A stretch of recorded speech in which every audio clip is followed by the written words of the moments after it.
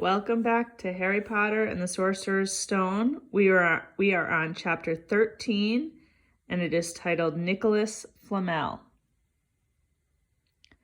Dumbledore had convinced Harry not to go looking for the Mirror of Erised again, and for the rest of the Christmas holidays, the invisibility cloak stayed folded at the bottom of his trunk.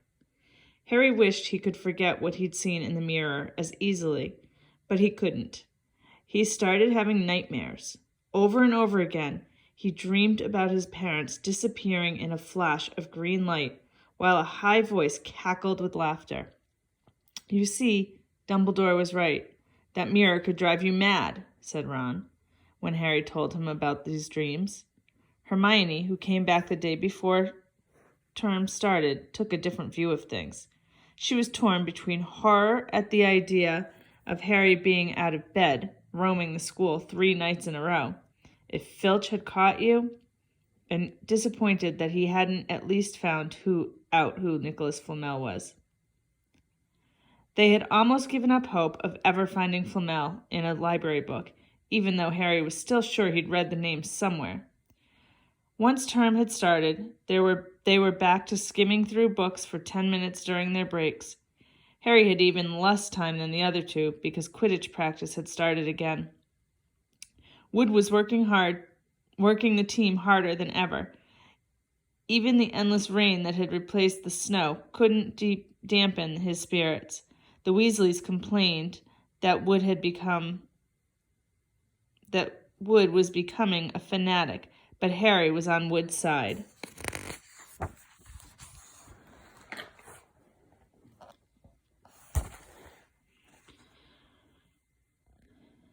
If they won their next match against Hufflepuff, they would overtake Slytherin in the House Championship for the first time in 7 years.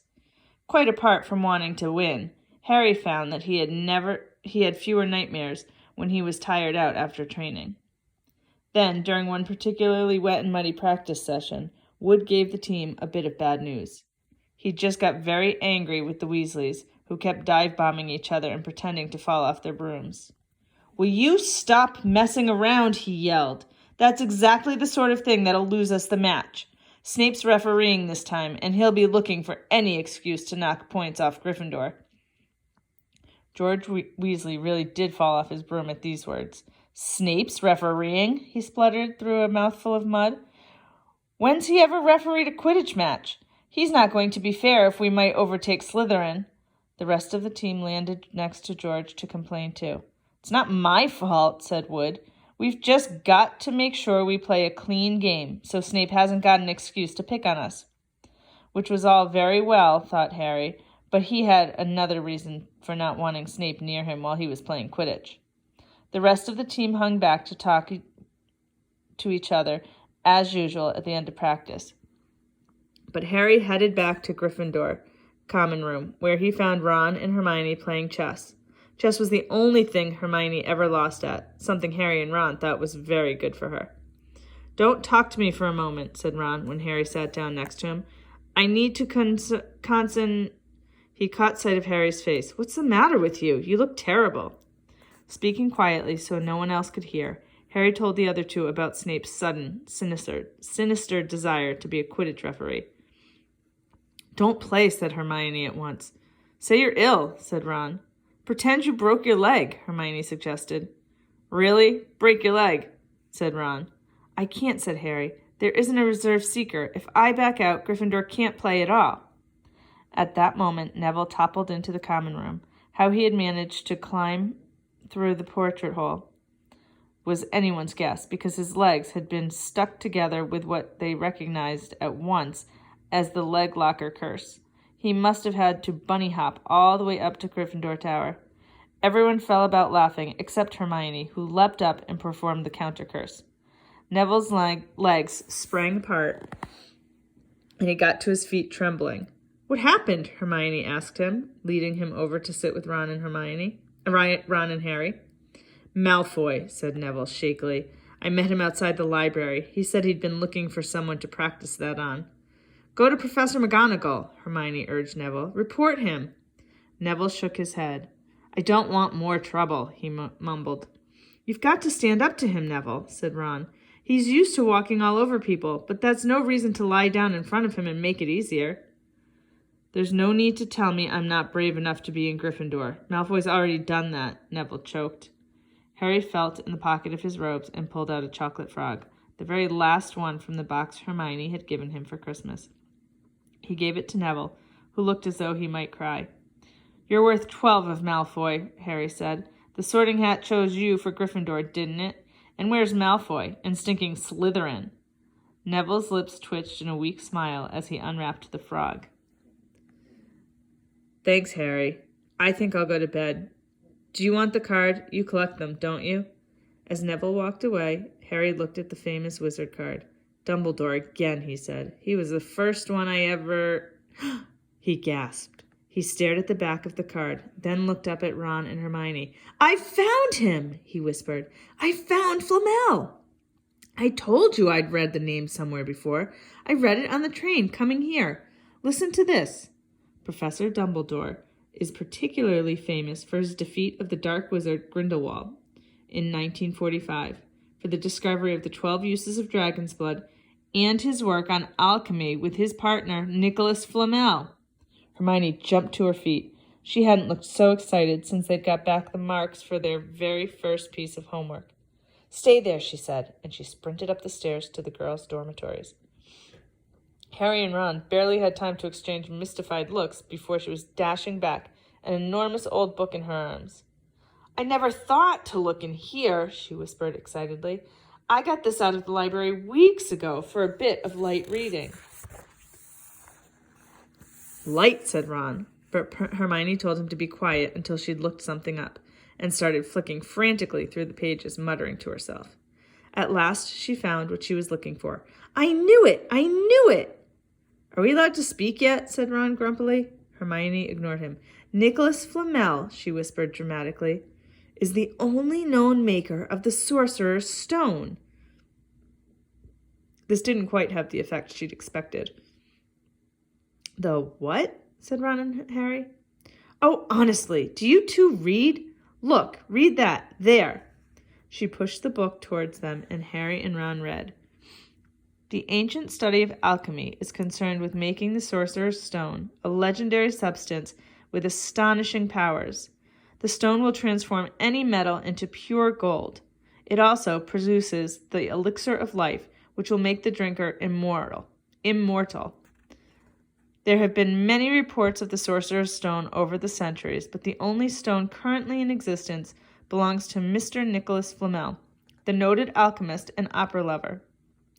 Mr. Flamel, who celebrated his 665th birthday last year, enjoys a quiet life in Devon with his wife, Perenelle, 658. See, said Hermione, when Harry and Ron had finished, the dog must be guarding Flamel's Sorcerer's Stone.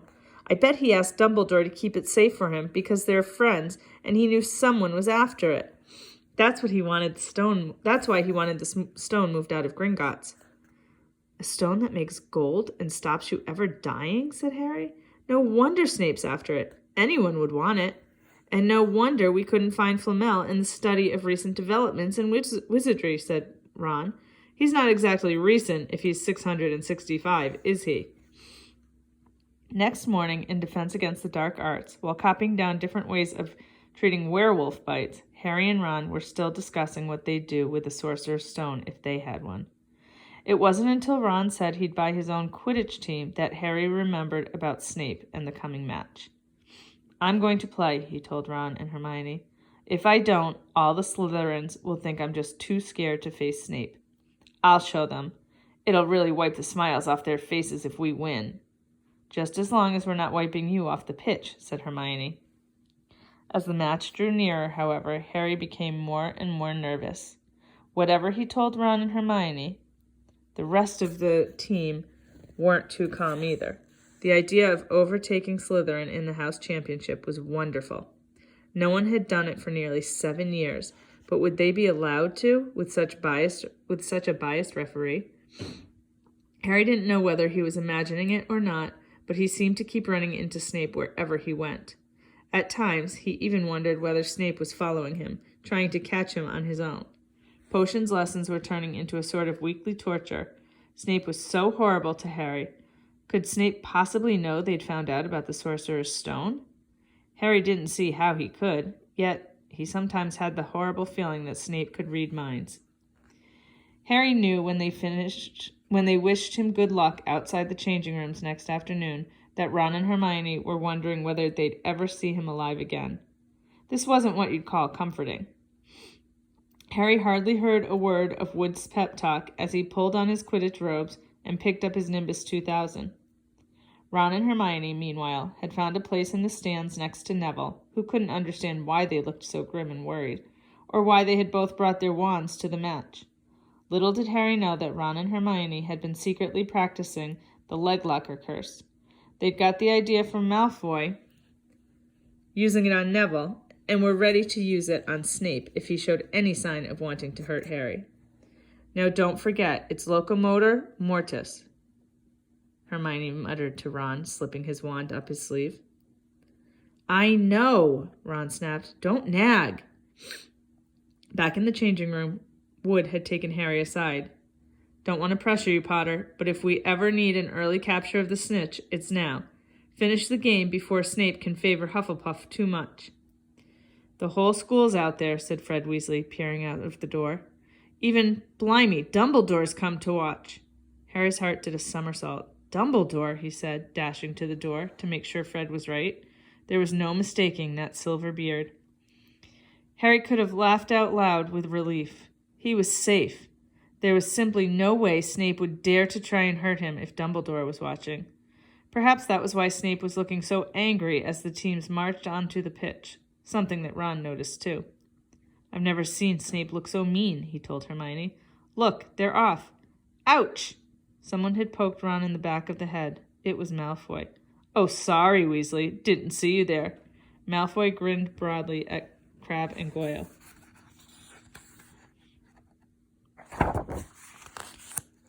Wonder how long Potter is going to stay on his broom this time. Anyone want to bet? What about you, Weasley? Ron didn't answer. Snape had just awarded Hufflepuff a penalty because George Weasley had hit a bludger at him.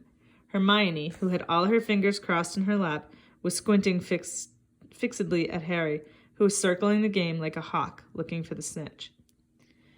You know how I think they choose people for the Gryffindor team, said Malfoy loudly a few minutes later, as Snape awarded Hufflepuff another penalty for no reason at all.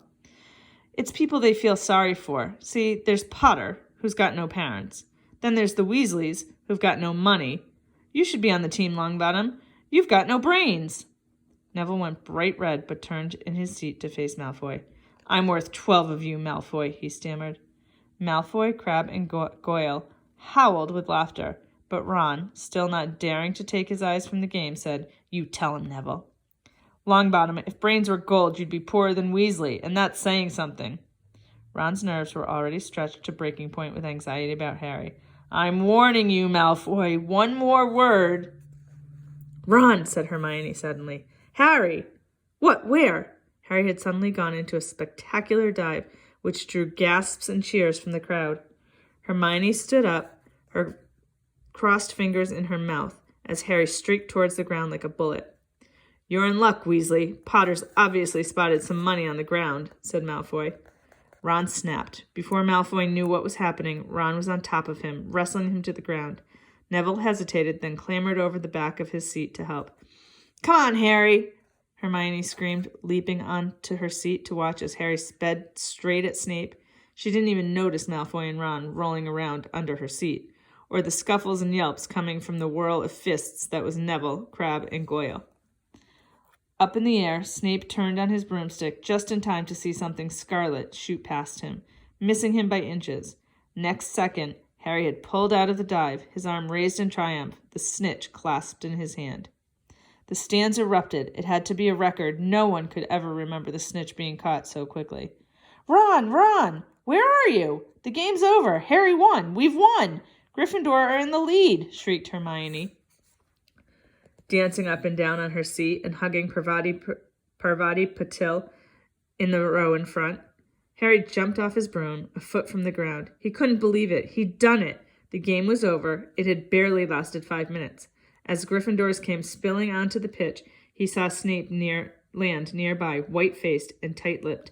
Then Harry felt a hand on his shoulder and looked up into Dumbledore's smiling face. "Well done," said Dumbledore quietly, so that only Harry could hear. "Nice to see you haven't been brooding about that mirror. Been keeping busy. Excellent." Snape spat bitterly on the ground. Harry left the changing room alone some time later to take his Nimbus 2000 back to the broom shed. He couldn't ever remember feeling happier. He'd really done something to be proud of now. No one could say he was just a famous name anymore. The evening air had never smelled so sweet. He walked over the damp grass, reliving the last hour in his head, which was a happy blur. Gryffindors running to lift him onto their shoulders, Ron and Hermione in the distance, jumping up and down, Ron cheering through a heavy nosebleed. Harry had reached the shed. He leant against the wooden door and looked up at Hogwarts with its windows glowing red in the setting sun. Gryffindor in the lead. He'd done it. He'd shown Snape. And speaking of Snape, a hooded figure came swiftly down the front steps of the castle, clearly not wanting to be seen. It walked as fast as possible towards the Forbidden Forest. Harry's victory faded from his mind as he watched. He recognized the figure's prowling walk. Snape, sneaking into the forest while everyone else was at dinner. What was going on? Harry jumped back on his Nimbus 2000 and took off, gliding silently over the castle. He saw Snape enter the forest at a run. He followed. The trees were so thick he couldn't see where Snape had gone. He flew in circles lower and lower, brushing the top branches of trees until he heard voices. He glided towards them and landed noiselessly in a towering beech tree. He climbed carefully along one of the branches, holding tight to his broomstick, trying to see through the leaves. Below, in a shadowy clearing, stood Snape, but he wasn't alone. Quirrell was there, too. Harry couldn't make out the look on his face, but he was stuttering worse than ever. Harry strained to catch what they were saying. Don't know why you wanted to meet here, of all places, Severus." "Oh, I thought we'd keep this private," said Snape, his voice icy. "Students aren't supposed to know about the Sorcerer's Stone, after all." Harry leaned forward. Quirrell was mumbling something. Snape interrupted him. "Have you found out how to get past that beast of Hagrid's yet? But Severus, You don't want me as your enemy, Quirrell," said Snape, taking a step forward towards him. I don't know what you know perfectly well what I mean." An owl hooted loudly, and Harry nearly fell out of the tree. He steadied himself in time to hear Snape say, "You're a little bit of hocus-pocus. I'm waiting." But I don't... "Very well," Snape cut in. "Well, we'll have another little chat soon, when you've had time to think things over and decide where your loyalties lie." He threw his cloak over his head and strode out of the clearing. It was almost dark now, but Harry could see Quirrell standing quite still as though he was petrified. "Harry, where have you been?" Hermione squeaked. "We won! You won! We won!" shouted Ron, thumping Harry on the back. "And I gave Malfoy a black eye, and Neville tried to take on Crabbe and Goyle single-handed." "He's still out cold, but Madame Pomfrey says he'll be all right." "Talk about showing Slytherin. Everyone's waiting for you in the common room. We're having a party. Fred and George stole some cakes and stuff from the kitchens." "Never mind that now," said Harry breathlessly. "Let's find an empty room. You wait until you hear this." He made sure Peeves wasn't inside before shutting the door behind them. Then he told them what he'd seen and heard. "So we were right. It is the Sorcerer's Stone, and Snape's trying to force Quirrell to help him get it." He asked if he knew how to get past Fluffy, and he said something about Quirrell's hocus-pocus. "I reckon there are other things guarding the stone apart from Fluffy. Loads of enchantments. Probably. And Quirrell would have done some anti-dark art spell, which Snape needs to break through." "So you mean the stone's only safe as long as Quirrell stands up to Snape?" said Hermione in alarm. "It'll be gone by next Tuesday," said Ron. That's the end of chapter 13. I hope you enjoyed it. In your journal for today, I would like you to just retell this chapter. Have a good day.